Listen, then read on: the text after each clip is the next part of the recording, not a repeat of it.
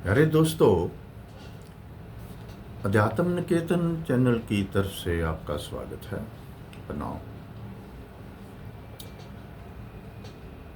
कई दिनों के बाद आज आपके साथ मिलाप हो रहा है। इन 10-12 दिनों में बहुत कुछ हो गया। हमारा जो टॉपिक है, नो डाउट, जो प्रचलित हमारे समाज में जो भी टॉपिक है, रिलेटेड तो उसके साथ ही होता है लेकिन सेपरेट होता है। विनाश चल रहा है। बहुत बार मैं बोलता हूँ कि हर गलत कार्य की सजा है, हर पाप की सजा है, हर बुरे काम की सजा है। छोटे से छोटा गलत काम, किसी की एक्सप्लॉयटेशन, छोटी से छोटी चोरी, अपने निजी मफाद के लिए छोटी सी छोटी लूट भी पाप बन जाती है और उसकी सजा जरूर मिलती है। जहां कहीं पे डिस्ट्रक्शन होती है, विनाश होता है, बहुत बार मैं उसको रिपीट करता हूं कि एक्सट्रीम डिस्ट्रक्शन एंड विनाश का आधार है यहाँ पे धर्म के नाम पे गलत काम किया जाए, पाप किया जाए, वहां पे विनाश होना लाजमी है, कोई नहीं बचा सकता, कुदरत का दस्तूर है। पिछले एपिसोड में मैंने बात की थी ज्ञान की, कि वो कौन सा ज्ञान है जिसको प्राप्त किए सभी ज्ञान मिल जाते हैं। इसकी लोगों में जितने कि मैंने देखे हैं, कोई हमारे जो व्यूअर्स हैं, जहाँ पाठ देखने वाले हैं, पसंद करने वाले हैं या शेयर करने वाले हैं, उनमें से किसी ने पूछा तो नहीं कि वो कौन सा ज्ञान है जिसको प्राप्त किए सब ज्ञान मिल जाते हैं। फिर भी मैं बोले तुरा जा रहा हूं, ये जानते हुए भी कि ये ज्ञान, जिस ज्ञान की मैं बात कर रहा हूं, ये किसी की जरूरत तो नहीं, लेकिन आदि शक्ति, उस ताओ ने, उस ब्रह्म ने अगर मेरे को कुछ डिस्टाइंट किया है टू स्पीक लाइक दिस, तो मैं तो वही बोलूंगा ही, उसका मैं पुतला हूं। तो दोस्तों, आज भी हम बात करेंगे उसी ही ज्ञान की, कि वो कौन सा ज्ञान है जिसको प्राप्त किए सभी ज्ञान मिल जाते हैं। थोड़ी सी इसकी डिटेल में जाऊं तो मैं आपको बताना चाहता हूं कि वेस्टर्न कंट्रीज में जितने भी ये ऑर्गेनाइज्ड रिलीजन्स हैं या क्यूमल सेक्ट्स हैं, जिनको हम मज़हब बोलते हैं, फॉर एग्जांपल क्रिश्चियनिटी है, इस्लाम है, जुडाइज्म है, ये तीनों का जो आधार है, ये बोलते हैं कि मनुष्य दुखी है बिकॉज उसने पाप किए हैं। ये उसका दुख, उसकी एंगुश, उसकी सारोज, मिसरीज एंड फ्रस्ट्रेशंस, इवन के दिस मॉडर्न जो पागलपन, साइकोलॉजिकल जो भी प्रॉब्लम्स हैं, ये सारी की सारी उसके पाप की सजा है। ऐसे ही बचपन से मैं भारत में सुनता आ रहा हूं भगवान बुद्ध का कथन कि मनुष्य दुखी है, और भगवान बुद्ध बोलते हैं कि मनुष्य दुखी है। क्यों दुखी है? क्योंकि वो वासना का शिकार है। डिजायर दुख का कारण, ख्वाहिश है, चाह है, वो डिजायर है। ठीक है, नो डाउट भगवान बुद्ध भी सनातन का हिस्सा है, लेकिन सनातन बोलता है भारतीय हिंदू जो सनातन परंपरा है वो कहती है कि मनुष्य के दुख का कारण ना तो उसका पाप है ना तो उसकी वासना है। मनुष्य के दुख का कारण उसका अज्ञान है। ये जो गलत काम होते हैं जिससे ये बुराई जन्म लेती है, पाप जन्म लेता है, संसार के जो पागलपन जन्म लेते हैं, विनाश जन्म लेता है, पैदा होता है, ये सारे का सारा जो दुखमयी फिनोमेना है इसकी बुनियाद अज्ञानता है। सर्व को समेट लिया, सनातन ने सभी को समेट लिया। ये अज्ञानता से पैदा होते हैं। मैं इसलिए ये आज दोस्तों ये बात कर रहा हूं। हम बात कर रहे थे ज्ञानता की, उस ज्ञान की जिसको प्राप्त किए सभी ज्ञान मिल जाते हैं, लेकिन वो ज्ञान तो मिलता नहीं, क्योंकि अज्ञानता इतनी लपेट है, इतना अंधेरा है अज्ञानता का, इस कदर ये जो सोशल एंड कल्चरल कंडीशनिंग है, मोल्डिंग है, जो समाज हमें सम्मोहित करता है, वो इतना शक्तिशाली है। माना कि हर व्यक्ति में जो बचपन में इग्नोरेंसी होती है, इनोसेंसी होती है, दैट्स नेचुरल। हमारी जो भोलापन है, मासूमियत है, निर्दोषपन है, वो बच्चे का कैरेक्टर है जिसको पाने के लिए जीसस बोलते हैं। वो हमारा नेचुरल कैरेक्टर है। लेकिन उसके आगे जो टोटल कल्चरल मोल्डिंग है, हमारी ढलना है, हमारी जो कल्चर संस्थाएं हमें मोल्ड करती हैं, वो इस कदर हमें अज्ञानता में प्रवेश करा देती हैं। अज्ञानता में, उस अज्ञानता में प्रवेश कराने के लिए वो हमें बेहोश करती हैं, हिप्नोटाइज करती हैं। एंड अज्ञानता का फिनोमेना इतना पावरफुल हो जाता है कि हम अज्ञानी के अज्ञानी ही इस संसार से चले जाते हैं। कभी पता ही नहीं चलता कि हमारी अज्ञानता क्या है, क्योंकि ये जो सारे गलत काम निकलते हैं, गलत काम जिसको हमने बोला डिजायर, लालच, जेलसी, हेट्रेड, हंकार पूर्ति के कारण ये सारा का सारा विनाश। एंड जब हमारी जो टोटल जीवन की दौड़ है, हम बोलते हैं कि हमें छुटकारा मिल जाए, दुख से छुटकारा मिल जाए, वो नहीं मिलता। हम और तो और अज्ञानता के अंधेरे में और चले जाते रहते हैं। तो ये जो नुक्ता है अज्ञानता का,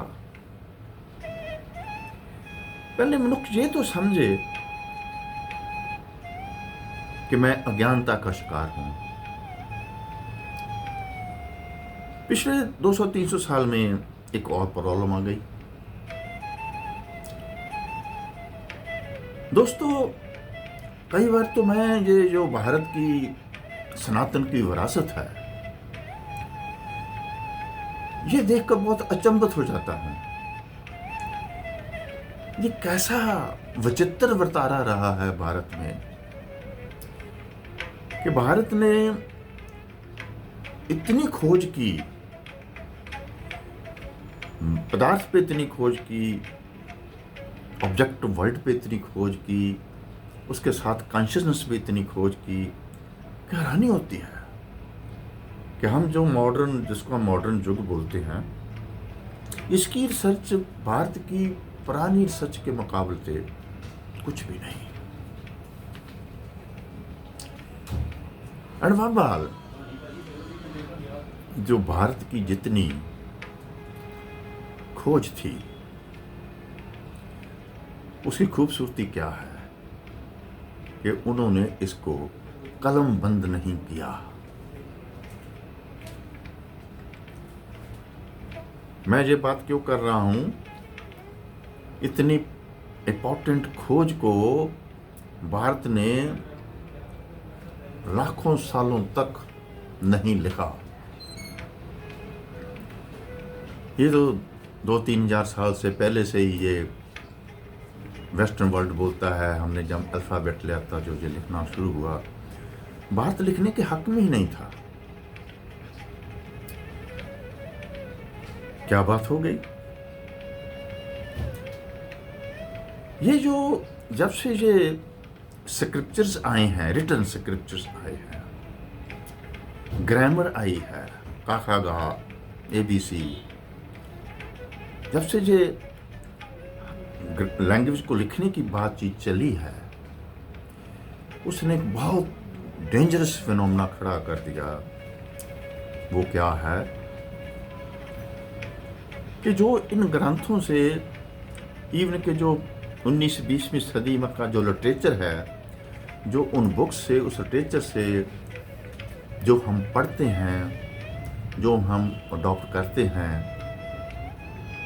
एक मिसकंसेप्शन हो गई कि ये हमारा ज्ञान है। यूनिवर्सिटीज़ में, कॉलेजेस में एजुकेशन, रिसर्च सेंटर में एजुकेशन, लेबॉर्ट्रीज हैं, दुनिया भर की रिसर्च सेंटर्स हैं, इतनी एजुकेशन होगी सारी दुनिया भर की यूनिवर्सिटीज़ में। वो टोटल जो रिटर्न, जो भी हमें, जिसको वो नॉलेज बोलते हैं, जिसको वो, मैं तो उसको थोथा ज्ञान बोलूँगा, तो वो झूठा ज्ञान है। वो ज्ञान है ही नहीं, बल्कि वो ऐसा ज्ञान है जो हमें बेहोश करने में सहाय हो रहा है। सो हमने समझा कि ये जो हमने मेडिकल साइंस में नॉलेज ली, इंजीनियरिंग में नॉलेज ली, और सब यूनिवर्सिटी में नॉलेज ले रहे हैं, किताबों से नॉलेज ले रहे हैं, ग्रंथों से नॉलेज ले रहे हैं, हम समझ बैठे कि यही ज्ञान है। ये ज्ञान नहीं। एक बात को शक आपको बुरा लगे, जो कुछ भी आप किताबों से, ग्रंथों से, स्क्रिप्चर से प्राप्त कर रहे हो, वो ज्ञान नहीं। ये सिर्फ आशा। ज्ञान के दो पहलू हैं ज्ञान प्राप्त करने के। एक है बुद्धि, विचार, थॉट प्रोसेस, दूसरा है हृदय, भाव। ना तो हम प्रॉपर्ली थॉट प्रोसेस का पता है, भाव की तो बात ही छोड़ो।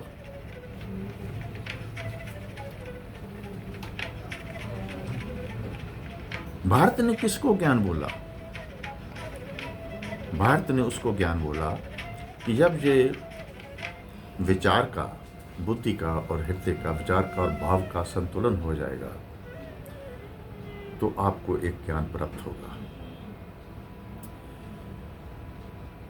बहुत ब्यूटीफुल इंटेलिजेंट लोग पैदा हुए, रिसर्च स्कॉलर पैदा हुए, लेकिन भाव नहीं है। सनातन के मुताबिक इस जीवन का जो आधार है वो कॉन्शियसनेस है, वो चैतन्य है, सब तरफ है, वो सब जगह है। वो जो अनमैनिफेस्टेड फोर्स है, उसी से सब निकलते हैं, वो ही दिखाई पड़ते हैं, लेकिन पीछे वो ही है।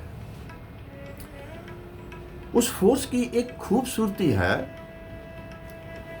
उस चैतन्य की, उस कॉन्शियसनेस की, उस ताओ की, उस ब्रह्म चैतन्य की एक खूबसूरती है कि उसकी एक स्पेसिफिक भूख है। उसको एक भूख लगती है। वो चैतन्य की भूख क्या है? भाव, भावना, सेंस ऑफ फीलिंग, प्रेम, प्यार। क्यों? कि ये जो प्रेम है, ये सेंस ऑफ फीलिंग है, ये जो भाव है, इसी से ही हम जो देखते हैं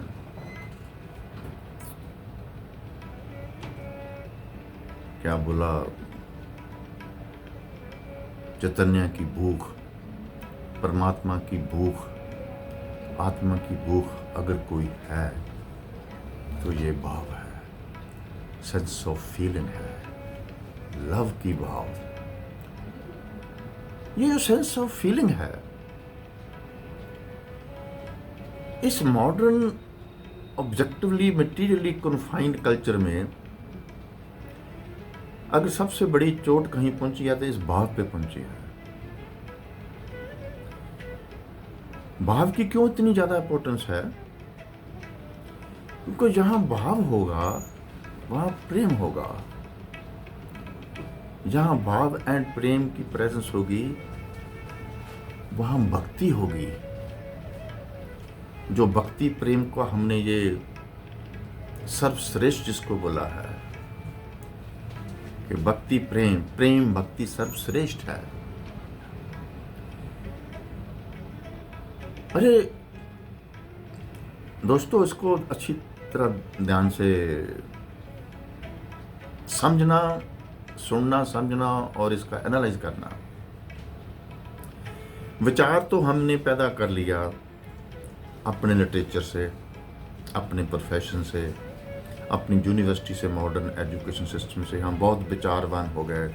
उस विचार से हमने खोज करके शक्ति भी पैदा कर ली। उस शक्ति से विनाश करने का आधार भी हमने तैयार कर लिया, वो विचार से है। लेकिन उस विचार के साथ जो भारत की जो परंपरा है, चैतन्य की भूख, भाव खत्म हो गया। नो डाउट भारत में प्रेम भक्ति को हमने सर्वश्रेष्ठ बोला है, लेकिन ये है नहीं।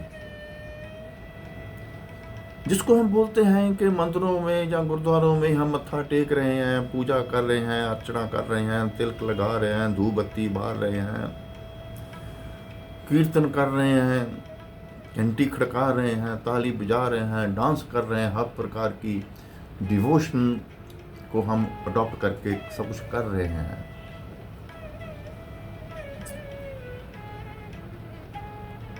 दूसरा हमारे दुखांत क्या हो गया? इनको हम बोलते हैं भगत।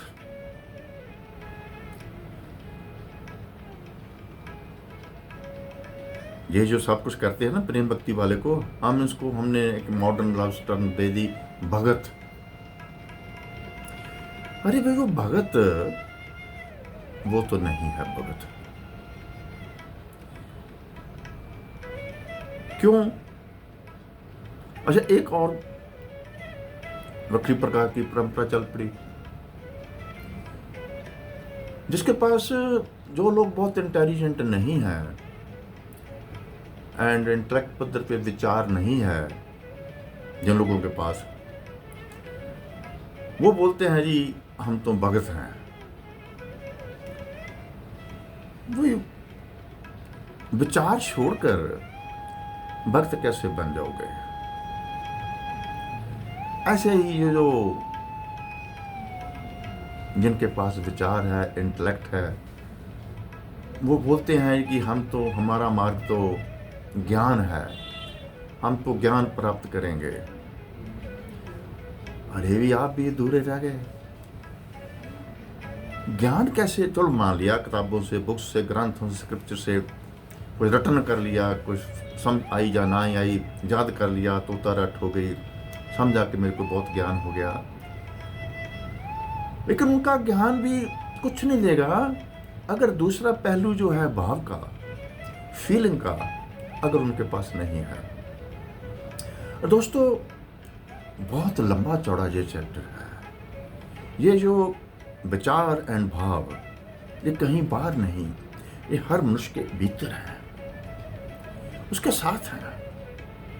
हमारी प्रॉब्लम क्या है कि जब हम बेहोश कर दिया, हमें संसार ने कल्चरल कंडीशन में बेहोश कर दिया, तो हम या तो ये जो सो कॉल्ड हम ज्ञान बोलते हैं वो ज्ञान तो है नहीं, इन्फॉर्मेशन है, लिटरेचर से मिली हुई इन्फॉर्मेशन को अपना ज्ञान समझ बैठते हैं, सोचते हैं कि हम बहुत ज्ञानवान हैं, हमने डॉक्टरी कर ली, हम बहुत बड़े डॉक्टर बन गए, इंजीनियरिंग कर ली, खोज कर ली, फलानी यूनिवर्सिटी चले गए, बहुत बड़े ऐसे ज्ञानवान बन गए।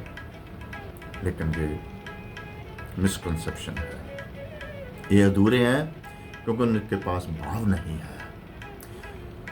जो भाव वाले हैं वो कहना क्या करना है, ये किताबों को क्या पढ़ के करना है, इसमें क्या रखा है, ये ग्रंथों में, हम तो भगत हैं, हम तो पूजेंगे, हम तो इस मूर्ति को पूजेंगे, इस मंदिर को, इस देवता को, इस देवती को, इस गुरु को, हम तो इसके पुजारी हैं। दोनों अधूरे रह गए, दोनों हमारे पास हैं, बुद्धि भी हमारे पास है, हृदय भी हमारे पास है, विचार भी हमारे पास है, ज्ञान भी हमारे पास है, भाव भी हमारे पास है, भक्ति भी हमारे पास है। गीता के एक अध्याय में भगवान श्री कृष्ण जब बोलते हैं, बहुत इंपॉर्टेंट है वो, तो वो बोलते हैं, अर्जुन तू अब दोष दृष्टि रहित हो गया है, दोष दृष्टि रहित हो गया है, अब तेरे को मैं इस रहस्य की और गोपनीय बात बताऊंगा। रहस्य, मिस्ट्री, एक शिपन फिनोमेना, एक इनविजिबल फिनोमेना, एक मिस्टीरियस फिनोमेना। वो बोलते हैं अब तेरे को बताऊंगा क्योंकि तू अब दोष दृष्टि, तेरी जो दृष्टि है वो दोष रहित हो गई, अब उसमें दोष नहीं है। एक शर्त बना दी भक्त की, दोष रहित दृष्टि। हमारी तो टोटल जितनी भी दृष्टि है, समझ है, ऑब्जर्वेशन है, हम जो कुछ भी जानते हैं वो सारी की सारी निर्दोष नहीं होती। सवालिया फिक्रा खड़ जाता है, ये कैसे है, क्यों है, क्या है। 1-2 मिनट में मैं और बात थोड़ी लंबी हो जाएगी, क्योंकि ये मसला ही ऐसा है कि इसको अगर अंडरस्टैंड किया जाए तो मनुष्य जाति के बहुत सारे लोग इसमें इसको समझाएंगे। 11वीं क्लास में जब मैं प्री मेडिकल में, 12वीं के पहले 11वीं जब मेडिकल ग्रुप रखा, तो मेडिकल ग्रुप के बच्चों को सबसे पहले बॉटनी के चैप्टर में, सब्जेक्ट में फूल की डिसेक्शन हमें दी गई कि ये आपको ये बुक लिखी है, फूल की डिसेक्शन करो। ये फूल की डंडी है, ये फूल की पत्ती है, ये फूल के पेटल्स हैं, ये फूल का एंजियोस डर्म है, ये गानिसोडर्म है, ये उसके पोलन्स हैं, इसको देखो, माइक्रोस्कोप नीचे भी देखो, काट के देखो, स्कैल्पल से इसको काट के देखो। शुरू कर दिया। उस फूल से जब हाथ में लिया तो उसकी जो ब्यूटी थी, उसकी जो सुंदरता थी, वो सारी बुला दी गई। उसमें जो खुशबू आ रही थी वो भी खत्म हो गई। उसके पास तो है, फूल के पास एक ब्यूटी है, उसके पास एक खुशबू है, लेकिन हमें बेहोश करने के लिए, हमें हिप्नोटाइज करने के लिए हमारे पास दे दिया कि ये आपका स्कल्पल है, आप इसको काट के इस तने को, इस पत्ती को माइक्रोस्कोप के नीचे देखो। फूल के बाद अर्थवर्म आ गया, कॉकरोच आ गया, फ्रॉग आ गया, रैबिट आ गया। इस 2 साल में उन बच्चों को इतनी दूर ले गए भाव से, फीलिंग से। इतना खूबसूरत खरगोश, रैबिट, क्या है ये? चलो मेडिकल कॉलेज की बात तो छोड़ो, वहां तो मुर्दों को काटकर डिवीजन डिवीजन डिवीजन, काटो इसको, काटो इसको, काटो इसको, काटो। बचपन से ही एक कोशिश की गई कि किसी तरीके से भी बच्चा भाव के नजदीक ना जा सके, फीलिंग ना कर सके, खूबसूरत चीज की फीलिंग ना कर सके, सुगंधी की, खुशबू की, सुंदरता की, उसको एंजॉय ना कर सके। कि ऐसा सिलसिला है ये संसार का कि आपके भीतर जो आपका फीलिंग सेंटर है, जो आपका प्रेममयी केंद्र है, जो आपका भाव है, ये समाज उसको कैसे खत्म करता है। कई दोस्तों उस पर विचार करके देखना। मैं तो अपना जो जिंदगी का जो मेरी रैशनैलिटी में आपके साथ पेश कर रहा हूं, ये एक प्रोसेस है कि आपकी जो भाव की जो एक पहलू है, एक पलड़े का एक भाव है, एक विचार है। विचार पे बहुत जोर है क्योंकि विचार पे शक्ति है। अब जो सारा खेल हो रहा है ना, आकाश का, ब्रह्मोस का, दूसरा तीसरा वगैरह, अब ये शक्ति का खेल है। और अनफॉर्चुनेटली जब भी धर्म के नाम पे ये इसको लिया जाएगा तो विनाश होगा, इसलिए विनाश होना लाजमी है। अभी भी संभल जाओ, लड़ाई करो जी सके करो, लेकिन बिच धर्म को मत लेकर आओ। जब धर्म को लेकर आते हो तो सब कुछ विनाश हो जाता है। अगर बचना है तो ये जो संतुलन है विचार का एंड भाव का, इसको बाहर नहीं, पहले अपने भीतर देखो, मैं कितना भावमयी हूं, कितना है मेरे अंदर फीलिंग, सेंस ऑफ फीलिंग कितनी है।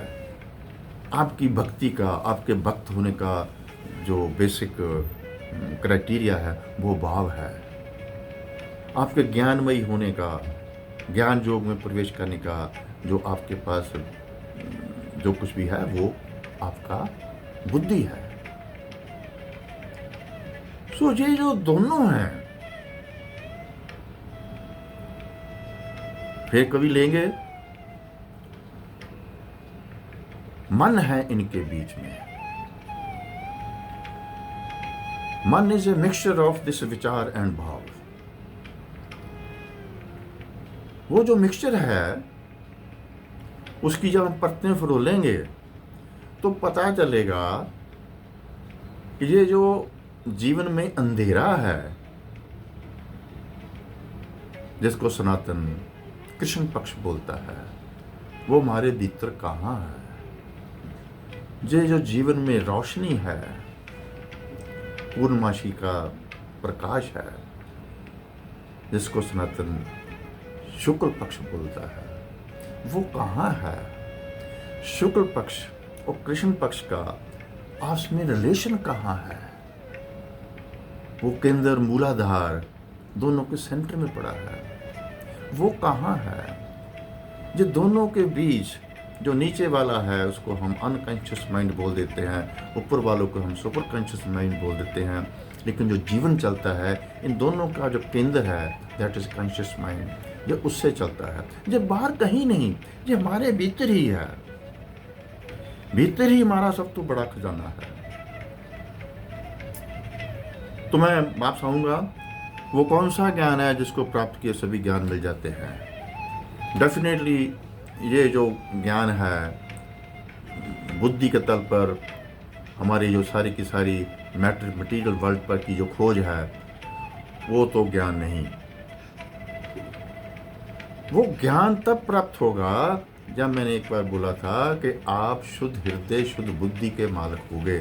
शुद्ध हृदय शुद्ध बुद्धि का मालिक वो ही है जिसके पास निर्दोष दृष्टि है। दोष दृष्टि रहित जब हम बन जाते हैं तो समर्पण की प्रक्रिया होती है। फीलिंग की उतनी ही इंपॉर्टेंस है जितनी हमारी विचार की और दिमाग की है। सो इन दोनों को जब हम समझाएंगे, इसका संतुलन साध लेंगे, एक बखरी प्रकार की समझ पैदा होगी। वो जो समझ है उसको हम बोलते हैं तत्व ज्ञान। ज्ञान के बाद तत्व ज्ञान। उस तत्व ज्ञान के बाद तत्व बोध। ये जो ज्ञान की सारे के सारे बक्से फेजेस हैं, ये मैं इसलिए इस थोड़ी सी डिटेल में गया कि मत समझ लेना कि जो लिटरेचर की किताबें हैं वो पढ़ के हम ज्ञान प्राप्त कर लेंगे, जो सिलेबस की बुक्स हैं, जो यूनिवर्सिटी की एजुकेशन है, वो ज्ञान नो, कोई ज्ञान नहीं है भाई। वो तो विनाश शक्ति की तरफ आपको जाने के लिए एक आपको बेहोश करने का एक जंतर है। अंडरस्टैंड करो, समझ पैदा करो, जो मैं बातें बोल रहा हूँ उसकी समझ डेवलप करो। समझ में आपको पता चले कि ये जो विचार है, ये जो भाव है, मेरे ही भीतर है, मैं इंडिविजुअल हूँ, आपको कोई भी व्यक्ति बांट नहीं सकता। इंडिविजुअल मीन्स इंडिविजिबल, जिसको बांटा ना सके वो इंडिविजुअल होता है। आप इंडिविजुअल हैं, आप अपनी इंडिविजुअलिटी को मत खो, इसको संतुलन लाओ। विचार एवं भाव का संतुलन हो जाएगा तो ये जो फीलिंग पैदा होगी, ये जो उसमें से जो भी चीज निकलेगा वो भगत निकलेगा। भगत क्या है? सरेंडर विदाउट एनी कंडीशन, समर्पण।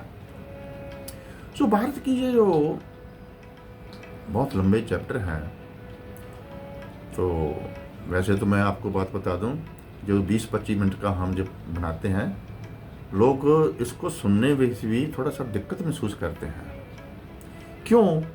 कि जितनी अगर थोड़ी देर चलती रहेगी, ये आपको ये बात जो आपके अंदर पेनिट्रेट करेगी, माइंड के किसी न किसी हिस्से में आपको बुलाती रहेगी। ये जो 1 मिनट की रील होती है, लोग वो देखने के शौकीन हैं। क्यों? कि वो कुछ नहीं करती। एनीवे, सो दोस्तों, ज्ञान, वो ज्ञान जिसको प्राप्त किए सभी ज्ञान प्राप्त होते हैं, उसका नाम है तत्व ज्ञान। उस तत्व ज्ञान के आगे बोध कैसे होगा? जब ये विचार एंड फीलिंग का संतुलन सध जाएगा। सो इस तरफ सोचना विचारना। क्यों सोचना विचारना? कि जिस रेस में आप लगे हुए हैं, एक दौड़ है संसार की, वो आपको कहीं नहीं लेकर जाएगी। अगर लेकर जाएगी तो सिर्फ एक जगह लेकर जाएगी, विनाश। अगर आप उस ज्ञान को जानोगे, उस तत्व ज्ञान को जानोगे, तो थोड़ा सा कॉन्शियस एवोल्यूशन की तरफ यात्रा शुरू हो जाएगी। जब तक वो नहीं होती, बने रहो भी, तैयार रहो डिस्ट्रक्शन के लिए। आपको दुनिया की कोई भी शक्ति डिस्ट्रक्शन से, विनाश से नहीं बचा सकती। अगर कोई बचा सकता है तो वो ही बचा सकता है जिसने ये विचार भी दिया है।